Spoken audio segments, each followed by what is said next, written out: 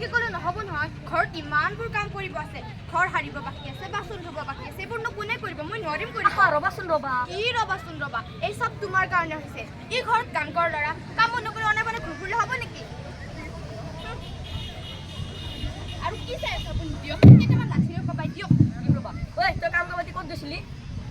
মই মেইনাক এইমাত্ৰ স্কুলত আহিলোঁহে। হাও, তোৰ মাইনাক স্কুলত থৈ আহোঁতে ইমান সময় লাগে আৰু আপুনিনো কি চাই আছে হে? দিয়কচোন কেইটামান কবাই। চালা তোৰ পিঠিত লৈ গৈছে ভাল নহয় ৰ।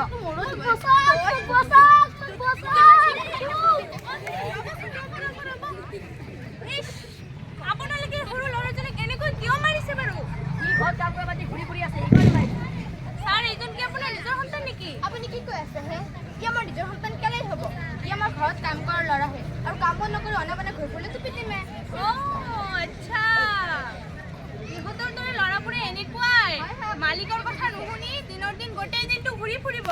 ইহঁতক এইদৰে শাস্তি দিব লাগে। ঠিকে আছে, দিয়ক আৰু বেছিকে দিয়ক। আপোনালোকে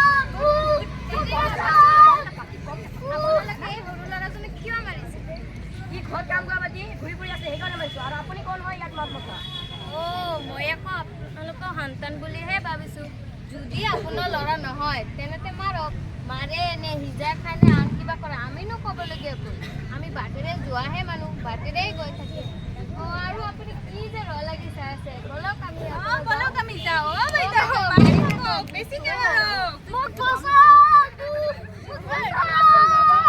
আপোনালোকে এই সৰু ল'ৰাজনক ইমান বেয়া পাই কিয় মাৰি আছে? বাবা ক'ত দুখ পাইছা বাবা?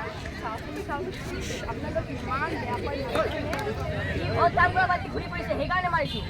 আপোনালোকৰ হৃদয়ত মৰম চেনেহ বোলা বস্তুটো আছেনে নাই? ৰাম ৰাম, এনেকৈ মাৰিনে এই সৰু ল'ৰাজন আপোনালোকৰ কি হয় বাৰু? আমাৰ কোনো নহয়, ই আমাৰ ঘৰত কাম কৰা ল'ৰাহে। ই আমাৰ ঘৰত কাম কৰা ল'ৰাহে আৰু কাম বন নকৰি অনাবনে ঘূৰি ফুৰিলেতো পিটিমে।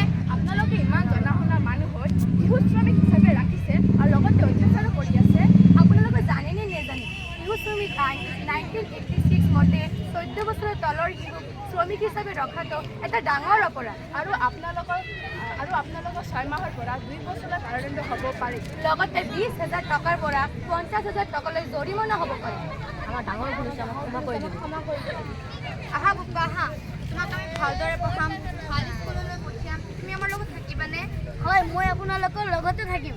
হ'ব বাৰু, ভাল বাৰু, আপোনালোকৰ সিদ্ধান্তই সফল হ'ব।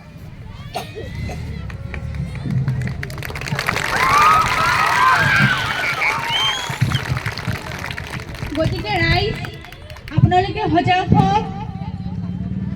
আপোনালোকে এনেবোৰ ঘটনা ওচৰে পাজৰে হৈয়ে থাকে, গতিকে আপোনালোকে ইয়াৰ বিৰুদ্ধে প্ৰতিবাদ কৰক।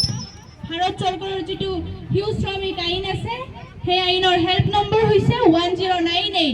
যদি আপোনালোকে এনে ঘটনা ক'ৰবাত হোৱা দেখে